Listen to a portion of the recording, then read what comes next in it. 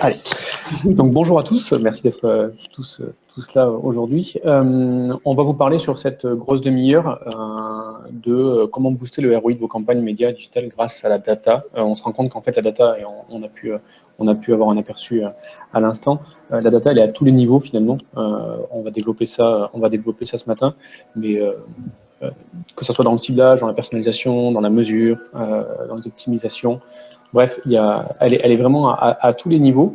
On est un peu, le monde de la data est un peu chahuté en ce moment de par les quelques actualités à la fois techniques et légales. Mais le principal constat qu'on peut faire, c'est non, la data n'est pas morte. Et on va vous expliquer ça ce matin. Donc, je suis accompagné ce matin de Chloé. Et donc, ce dont on va vous parler ce matin, c'est le décryptage un peu des dernières annonces, parce que c'est important, comme on entend un peu tout et son contraire, on peut lire aussi tout et son contraire. C'est quand même très important d'avoir une lecture éclairée de ce qu'on peut lire et entendre. Ça nous permettra d'enchaîner par la suite avec quelques exemples de bonnes pratiques autour de la data sur les différents use cases qu'on pourra vous présenter. Juste en introduction, donc comme je vous le disais, donc moi je suis Damien Morat, je suis directeur des opérations chez Gamned et je serai accompagné ce matin de Chloé Six. Chloé, je t'en prie. Bonjour à tous. Et moi je suis Chloé, effectivement, je suis arrivée en début d'année chez Gamned et je suis en charge de toute la partie commerciale. Voilà, donc pour ceux qui ne le sauraient pas ou ne le connaîtraient pas encore ou pas encore assez bien, donc nous Gamned, on est un trading desk filiale de TF1 depuis un peu plus de 2 ans maintenant. Nous sommes français avec des bureaux internationaux. On est une boîte française qui a maintenant une dizaine d'années, 12 pour être précis. Donc on se dit pionnier, mais on l'est, parce que 12 ans, effectivement, le programmatique n'existait même pas encore en France. On est aujourd'hui à peu près 140 chez Gamned, avec une grosse partie en France et en Suisse, mais une présence aussi en Belgique, au Brésil, aux Émirats Arabes Unis et en Malaisie. Voilà pour la petite présentation. Donc commençons à rentrer dans le vif du sujet, sur le décryptage des dernières annonces / actualités. Le buzzword du moment, alors on a mis ça un peu dans identityless pour aller un peu plus loin que le simple cookieless qui monopolise un peu les débats en ce moment. Pourquoi? Parce que le cookieless est effectivement un gros sujet, mais il y a également la faculté à utiliser des device ID dans les campagnes programmatiques, donc pour tout ce qui est environnement applicatif. Si on regarde un peu dans le rétro et qu'on repart un peu en arrière, en fait, il y a trois principales contraintes aujourd'hui sur l'utilisation de la data pour le ciblage d'audience, la mesure, la personnalisation. Le premier, c'est l'usage des internautes, des mobinotes. C'est pas tout récent, parce que les premiers adblocks sont apparus autour de 2010. Donc c'était déjà une première contrainte qui est apparue sur le marché. On s'est rendu compte que, bon, déjà on a su potentiellement s'adapter, mais surtout prendre conscience du message qui était envoyé par les internautes et les mobinotes, que nous sommes tous d'ailleurs, à savoir la publicité.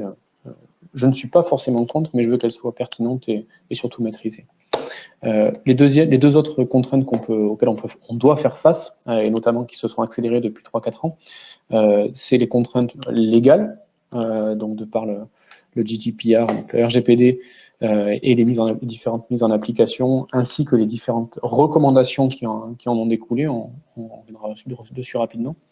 Et le troisième type de contraintes, c'est les contraintes marché / techniques qui nous sont aujourd'hui imposées depuis quelques années maintenant par les GAFA. Donc il y a eu on parle beaucoup du cookieless et de la disparition du cookie tiers. En fait, il faut garder en tête que c'est pas nouveau tout ça.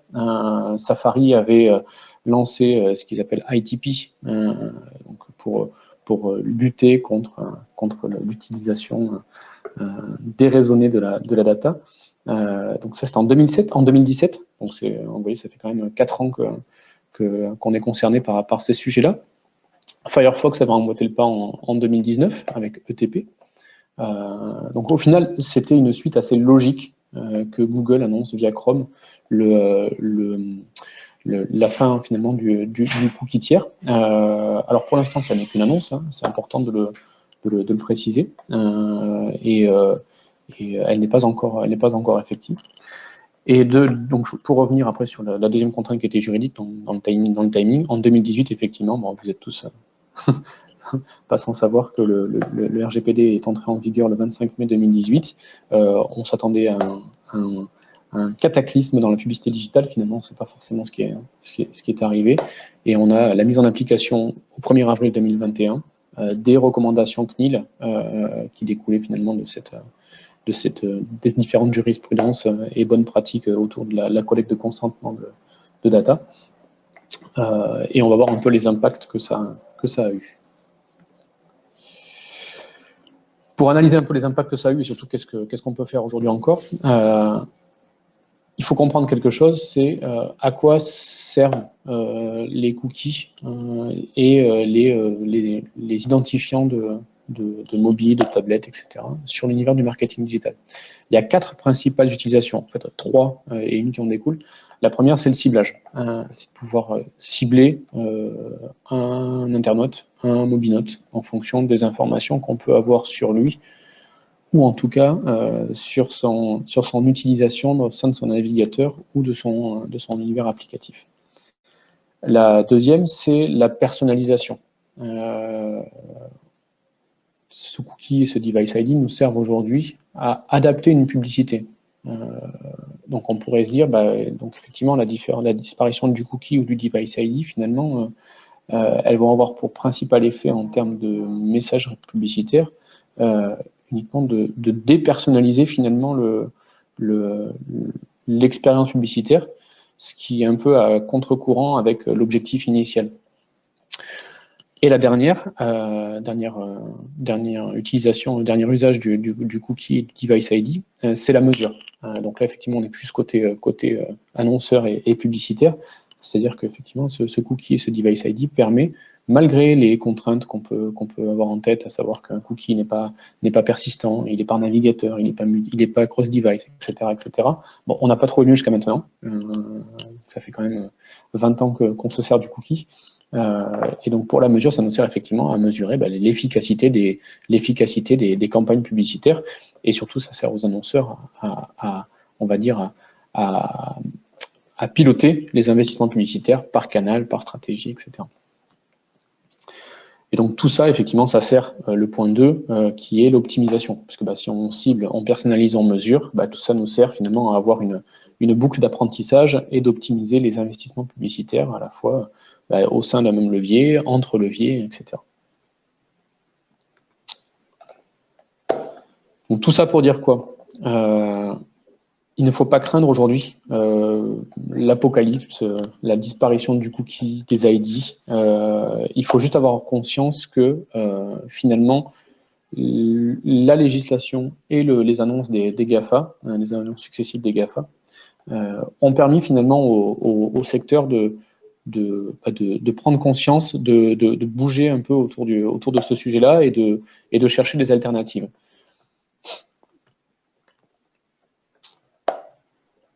Si on devait retenir 3 points de ces éléments de contexte, le premier, c'est que ces différentes actualités, elles ont aujourd'hui un impact, en tout cas pour l'instant, modéré. Quand on dit un impact modéré, par exemple, on se rend compte que la mise en application des recommandations de la CNIL au 1er avril 2021, qu'on annonçait au même titre que la mise en place du RGPD en 2018 comme un cataclysme dans la publicité digitale, finalement, on se rend compte que pour une majeure partie des publishers et des annonceurs, on se retrouve quand même avec plus de des 3/4 du trafic consenti sur lequel on continue à avoir un consentement pour la collecte de la data et donc pour la personnalisation de la publicité. Donc ça, c'est déjà un point hyper important, parce qu'on se rend compte que ce n'est pas le cataclysme qui était annoncé. Le deuxième, qui n'est pas moins important, bien au contraire, c'est qu'on a aujourd'hui un délai incertain, notamment quand on parle de l'annonce de Chrome, de Google Chrome, de supprimer le cookie tiers. on se rend compte qu'aujourd'hui, quand ça a été annoncé pour 2022, finalement, les différentes solutions proposées par Google, les alternatives, etc., aujourd'hui, elles sont loin d'être prêtes. On avait des tests qui devaient être menés Q2 2021, qui ont été suspendus en Europe pour des raisons légales. Hein, ça ne correspondait pas aux standards du RGPD. Donc, ce qui veut dire que ces tests-là, aujourd'hui, ils sont remis à une date ultérieure sans forcément avoir plus de visibilité. Et ce qui est plutôt rassurant, c'est que Google nous dit que tant que les solutions proposées par Google ne seront pas convenables pour les différents acteurs du marché et pour les différents use cases, à savoir le ciblage, le retargeting, la personnalisation, la mesure, finalement, le cookie tier ne disparaîtra pas dans Chrome. Donc tout ça, en fait, ça nous fait dire que la date initiale annoncée par un Google en 2022, bon, on sera certainement pas, et ça c'est une évidence, au 1er janvier 2022, mais on sera bien plus autour de milieu d'année, voire fin d'année, peut-être même en 2023. Donc cette date-là, effectivement, ce délai, il est vraiment incertain. Et ce qui laisse notamment le temps aux différents acteurs du marché de développer des initiatives et des solutions pour trouver une solution à ces contraintes-là. Il y en a deux types. Les premières qui sont développées par les GAFA. Donc notamment, on parle beaucoup de Privacy Sandbox par Google. On parle aujourd'hui un petit peu moins, mais c'est important de l'avoir en tête, de Scan Network, qui est la solution, une des solutions qui serait l'équivalent de Privacy Sandbox, mais proposée par Apple. Donc on voit qu'effectivement, ces GAFA proposent, ou en tout cas aujourd'hui travaillent sur des solutions qui permettraient d'adresser ces problématiques-là pour les annonceurs et pour les professionnels du secteur. De toute façon, il ne faut pas oublier que ces acteurs-là, et notamment Google et Facebook, aujourd'hui, la principale source de revenus pour ces GAFA est tirée de l'écosystème publicitaire, de l'activité publicitaire. Donc, ça serait se tirer une balle dans le pied que de ne pas proposer des solutions convenables pour le marché avant de faire disparaître le cookie tier. Mais il faut bien avoir en tête aussi, donc ça c'était la partie solution et initiative de la part des GAFA. Il y en a une deuxième en fait, qui est plus de l'open web. Quand on dit open web, c'est hors GAFA et finalement interopérable avec les différents acteurs, les différentes briques techno du marché. Et donc là, on a IDFA, effectivement, qui est assez connu, notamment en France, Universal ID. Voilà, il y a différentes alternatives qui aujourd'hui sont en cours de tests, de déploiement. La plupart une bonne partie des plateformes sont aujourd'hui connectées et compatibles avec ces alternatives-là. Difficile de dire lesquelles seront adoptées majoritairement dans les 12 à 18 mois à venir. En tout cas, ce qui est intéressant de savoir, c'est qu'effectivement, il y a deux types d'initiatives et de solutions proposées sur le marché et qu'elles sont toutes aujourd'hui étudiées par le marché et que ça va se décanter dans les 12 mois à venir. Tout ça pour dire, donc on a des contraintes et elles ne sont pas forcément aussi fortes que ce qu'on peut imaginer et que tout ce qu'il est possible de faire aujourd'hui, finalement, va encore l'être dans les 12 à 18 mois à venir. Donc c'est important aussi de rappeler, et c'est pour ça qu'on vous a préparé quelques bonnes pratiques illustrées par des cas d'usage que va vous présenter Chloé. Chloé, je te laisse la parole. Merci. Oui, en effet, on a décidé de vous lister un petit peu les bonnes pratiques pour exploiter la data au profit finalement de la performance de nos campagnes. Pardon, je me tourne le bouton. Check. Juste pour nous présenter un petit peu, GameNet, Damien le disait, c'est une boîte qui a une dizaine d'années. À la base, on a un ADN très performance, donc on travaille beaucoup sur des logiques d'acquisition, d'où notre proximité avec des acteurs comme Wizali qui vont justement nous permettre de bien analyser nos campagnes, de bien les piloter. Au-delà de ça, on s'est fait racheter il y a 3 ans par le groupe TF1 dans l'idée justement de les accompagner dans leur transition digitale. Nous, ça nous a permis aussi de remonter plus haut dans le funnel de transformation et de travailler davantage de logique de branding, particulièrement de vidéo.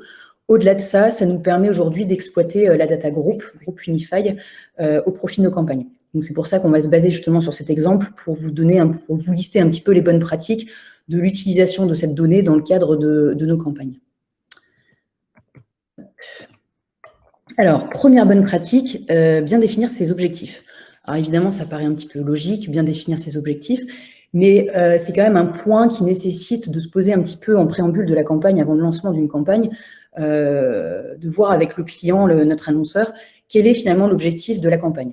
Un objectif, par définition, un KPI de campagne, par définition, doit être tangible, doit être mesurable, de manière à pouvoir le monitorer, l'optimiser durant la campagne. Donc, on définit ensemble un KPI. Attention également à ne pas tomber finalement dans la brèche de multiplier les KPI. On a de temps en temps des clients qui nous disent « moi je veux ça comme KPI, celui-ci, celui-ci, celui-ci ». Et là, ça peut devenir tout de suite un peu plus compliqué à piloter. Dans ces cas-là, ce qu'on peut faire, c'est prioriser les KPI. On va avoir un KPI prioritaire de la campagne, un secondaire, qui vont permettre de monitorer la campagne.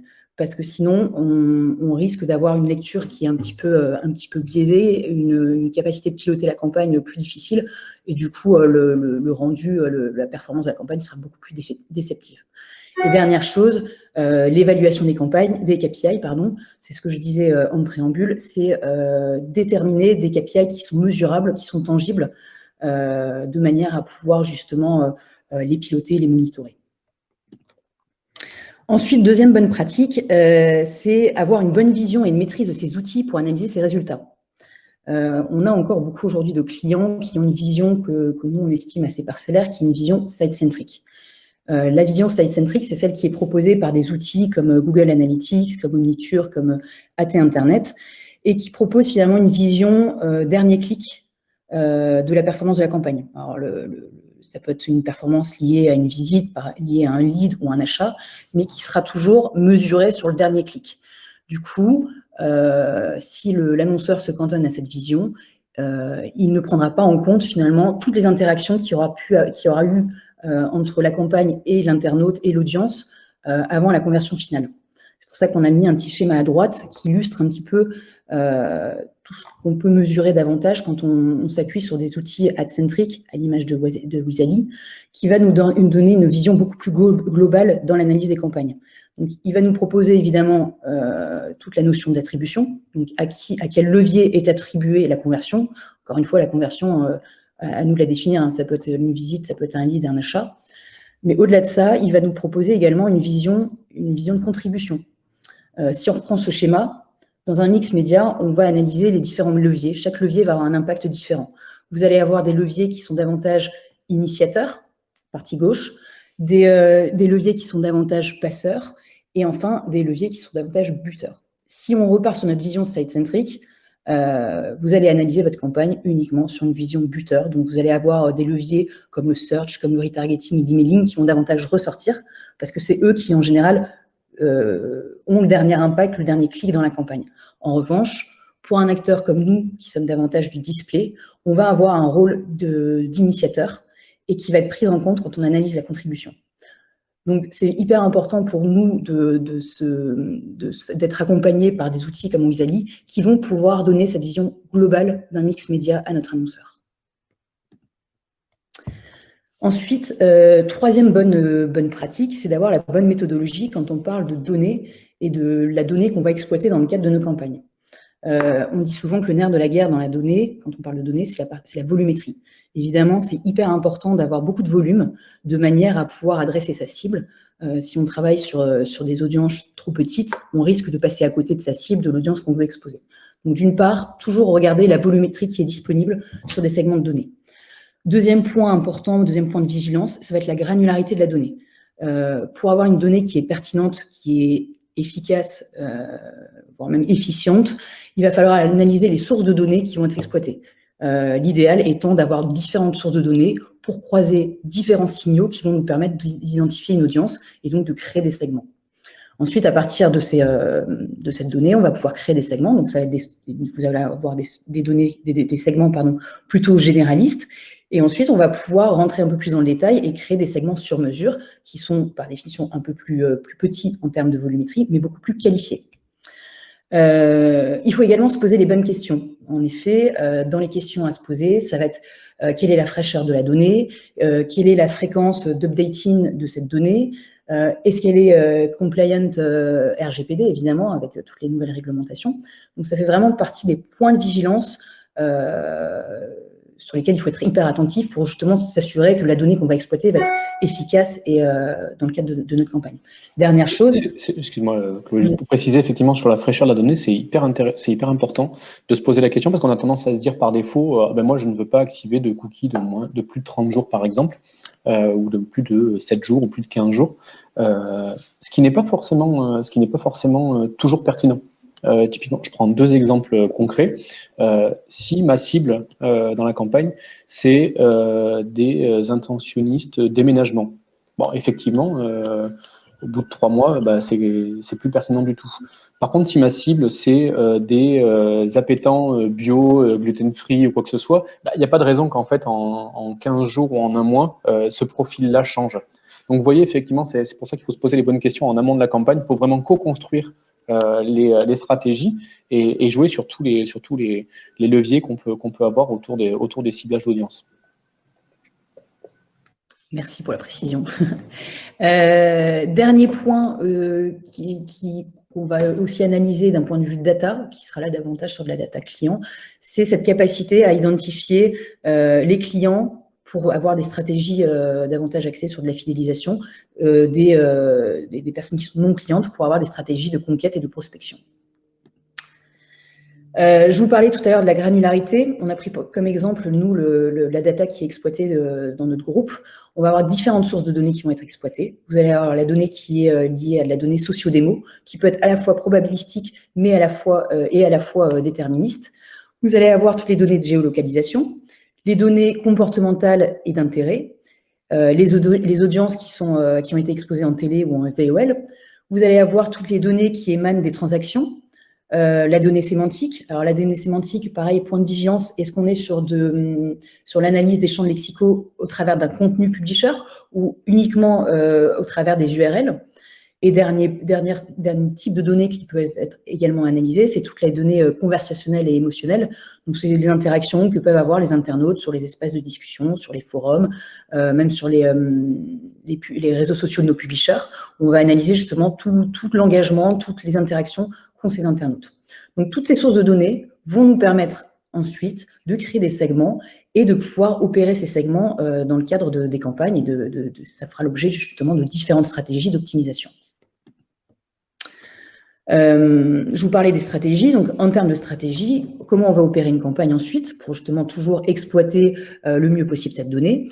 Vous allez avoir d'une part une stratégie qui est sur la donnée groupe. Donc là, on va utiliser des segments standards. On va également créer des segments sur mesure pour le compte de nos clients qu'on affinera au fur et à mesure de la campagne en fonction des performances de chacun. Vous allez avoir également toute la donnée de campagne qui va être analysée.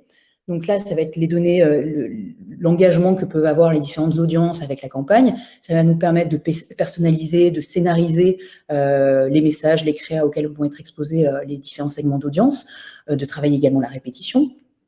Ensuite, on va prendre en compte la donnée annonceur.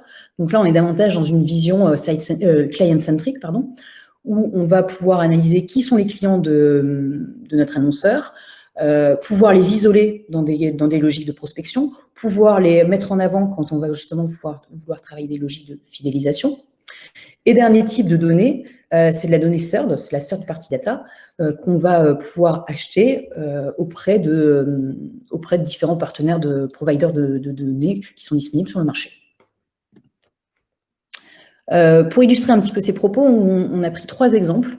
3 exemples différents. Vous avez le premier cas qui est June. June, c'est une marque, c'est un distributeur de couches pour enfants, où là, évidemment, ce qui va être hyper crucial, c'est la qualification des audiences. L'idée, c'est de pouvoir adresser de manière très précise les parents qui ont des enfants en bas âge qui sont susceptibles de porter des couches. Tout à l'heure, Damien précisait la notion de fraîcheur. Là, on est sur un point vraiment critique dans le cadre de cette campagne, de pouvoir justement ajuster le ciblage en fonction des tranches d'âge des enfants. Et ça, c'est rendu possible grâce à la connaissance des audiences.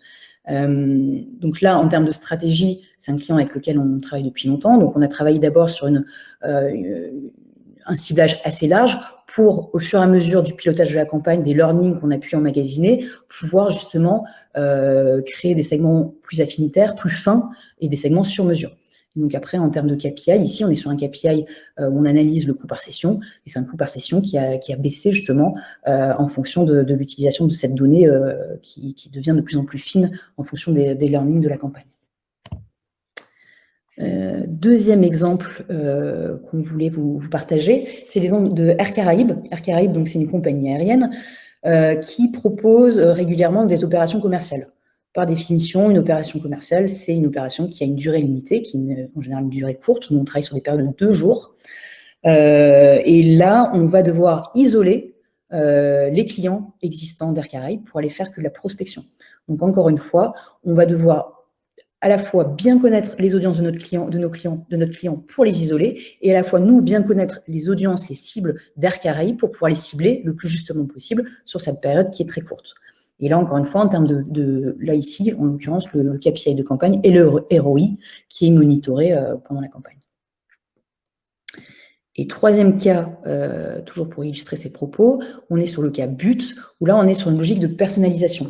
But va va analyser toutes les données clients au sein de son DMP, les produits qui sont achetés par ses clients, et nous, on arrive dans une logique de personnalisation où notre objectif de campagne, c'est de faire de la vente incrémentale. Donc, on va identifier les clients, les produits qu'ils ont achetés pour leur proposer des produits supplémentaires à acheter. Et donc là, on va être dans une logique de personnalisation du message et de la créa.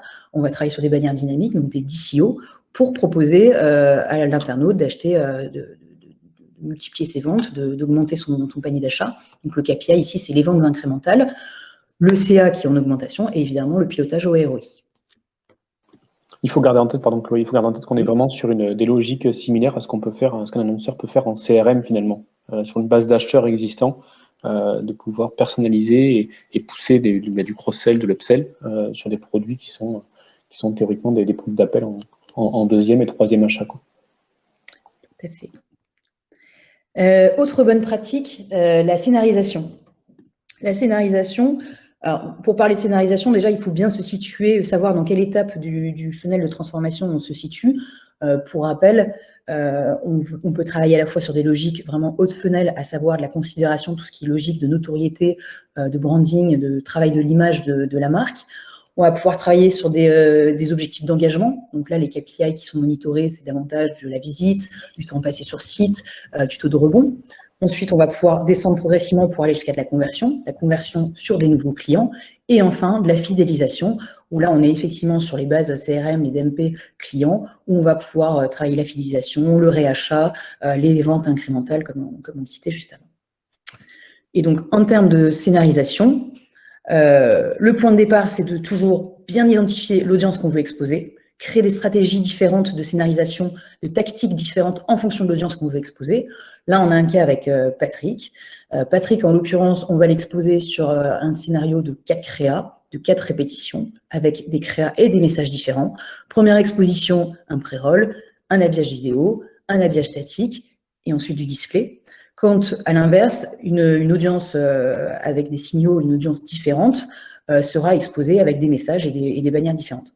Et là, on se rend compte systématiquement qu'une campagne personnalisée en termes de scénario aura un uplift sur l'engagement de l'internaute davantage important. On parle d'un uplift de l'ordre de 3 fois supérieur par rapport à une campagne dite classique où il n'y a justement pas cette scénarisation entre les messages et les bannières et les créas qui sont exposés en fonction des internautes.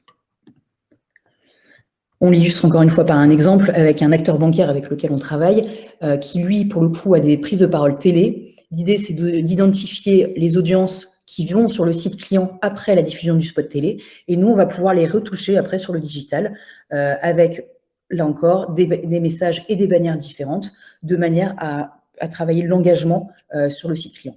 Donc là, on est sur une tactique finalement entre la télé et le digital, créer vraiment des synergies, des ponts entre le mix média d'un client pour capitaliser justement sur une phase vraiment de branding de mass média et le retoucher de manière plus personnelle dans notre stratégie digitale.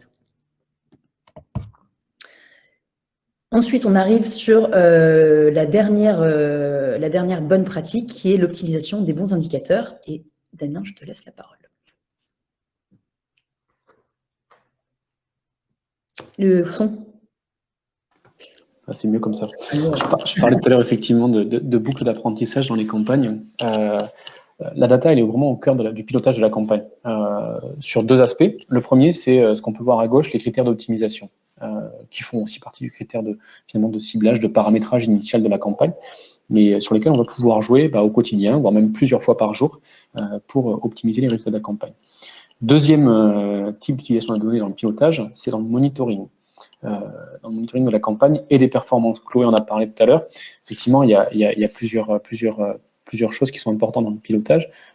Déjà, c'est de pouvoir mesurer l'impact que la campagne a dans un impact instantané, on va dire, et ce qu'on voit généralement dans les outils site-centric comme Google Analytics, mais également l'impact que ça peut avoir, on va dire, un peu moins instantanément, donc en post-view, et pas forcément que sur la vente directe, mais également sur les autres leviers.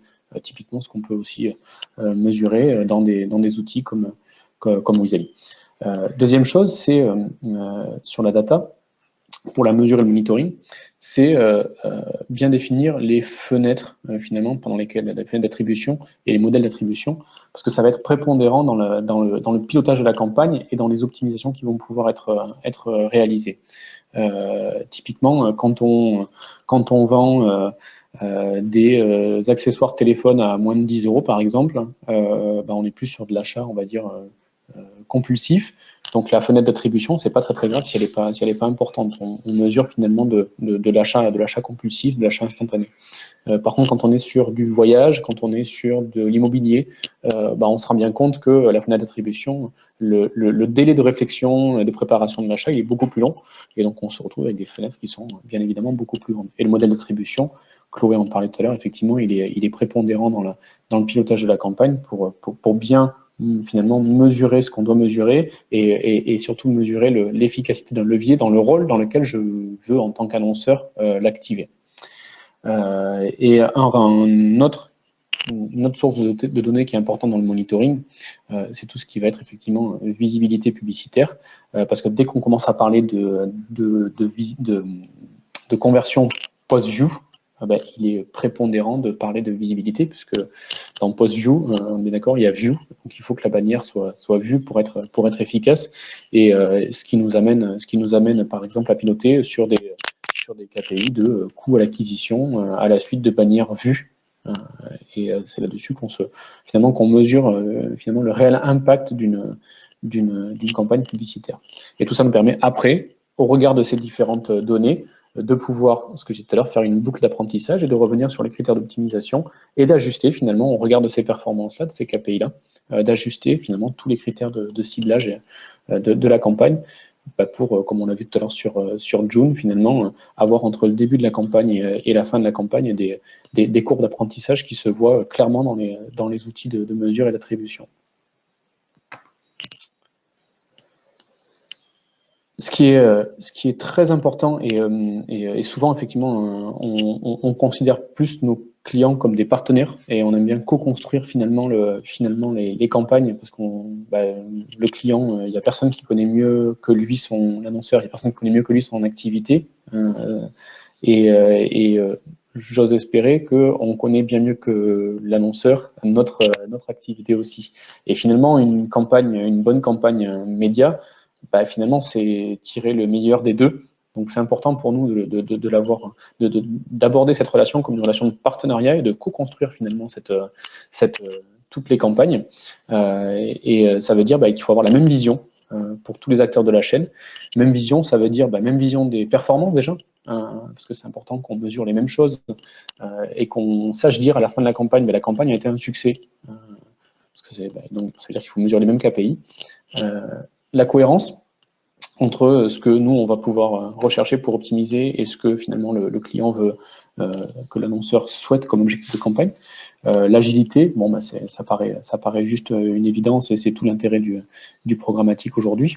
Et la lisibilité, puisque bah, forcément, quand on partage énormément de data, on a pu le voir, il y a quand même beaucoup de sources de data et de granularité de data, à la fois en ciblage, en personnalisation, en mesure, bah, c'est important que ça soit lisible et intelligible. Donc il faut absolument, on va dire, désacraliser tout ça et le rendre le plus intelligible possible. Voilà, nous sommes on time, Clara, je pense. Oui, on a peut-être le temps pour une petite question. Avec plaisir s'il y en a. Alors, on a une question. Donc, qu'est-ce qui est judicieux pour activer le mobile dans une campagne d'acquisition? Alors, c'est effectivement c'est une question qu'on a régulièrement. Dans le mobile, il faut distinguer deux choses. Dans le mobile, en fait, il y a finalement deux environnements. Il y a un environnement web, quand on va rechercher des choses sur son navigateur web, sur son mobile, et un environnement in-app, qui sont complètement différents en termes de contraintes techniques et de mesures.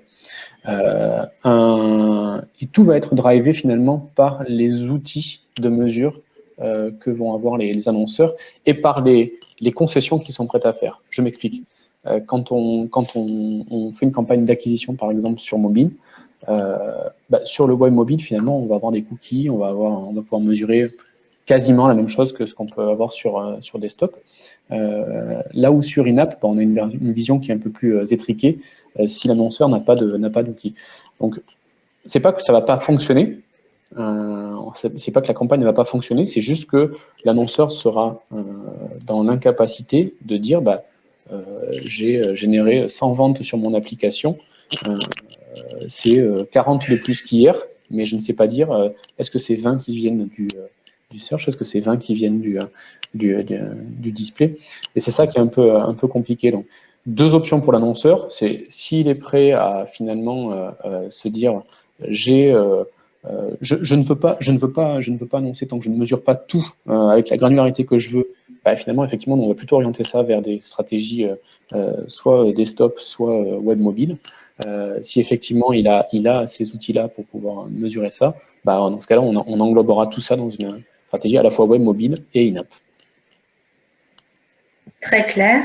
Alors, on a une dernière question. Avez-vous des exemples d'activation d'audience qui ne fonctionnent pas? Oui, bien entendu. Tout ne fonctionne pas. Tout à l'heure, Chloé en prenait l'exemple sur June, par exemple. Et quand on démarre avec une audience globale et qu'on affine au fur et à mesure, finalement, ça veut dire qu'on a sélectionné finalement les audiences qui marchaient le mieux et qu'on s'est passé de celles qui marchaient le moins bien. Deuxième chose, ça nous ramène au sujet dont parlait Chloé tout à l'heure sur l'équilibre entre pertinence et volume. Forcément, quand on se retrouve avec des volumes très faibles, en fait, il faut savoir comment on fonctionne sur un système d'enchères. Quand on va croiser finalement sur un site ou sur une application cet internaute-là ou ce mobile-note-là, on va être obligé d'enchérir finalement beaucoup plus cher et de payer beaucoup plus cher l'impression parce qu'on ne veut pas le louper. On est sûr que c'est lui, mais on ne veut pas le louper. Et finalement, comme on paye plus cher l'impression publicitaire, ça se ressent directement, parce que si on va payer peut-être 4, 5, peut-être 10 fois plus cher qu'une impression publicitaire normale, il faut que cette donnée d'audience, elle performe au moins 10 fois plus qu'une donnée alternative. Chloé, tu peux peut-être rajouter quelque chose? Non, c'est complet. Écoutez, merci à tous les deux. Merci Damien, merci Chloé. Merci à vous. Très bonne journée. Merci à vous pour l'invitation. Bonne journée, bonne continuation à tous. Merci. À bientôt à tous les deux.